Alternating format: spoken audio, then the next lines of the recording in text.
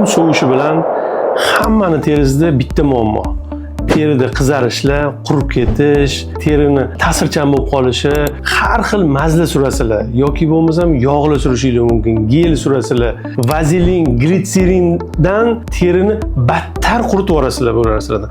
Men sizlarga bugun arzon, dostupniy, hamma teriga tushadigan, bir kunda bir necha bora sursangiz ham teringizga nojo'ya ta'sir qilmaydigan mahsulot to'g'risida gapiraman. Bu oddiy o'sha aptekadan oladigan yoki kosmetik magazinlardan oladigan pantanol, bepanten, buni sinonimlari ko'p, analoglari ko'p. Buni yaxshi tarafi bolalarga ham ketaveradi, yosh kattalarga ham ketaveradi, o'rta yoshlilarga ham ketaveradi va har qanday teriga mos tushaveradi. Yog'liq teri bo'ladigan bo'lsa sal kamroq surasiz, quruq teri bo'ladigan bo'lsa sal ko'proq surasiz. Farqi shunda.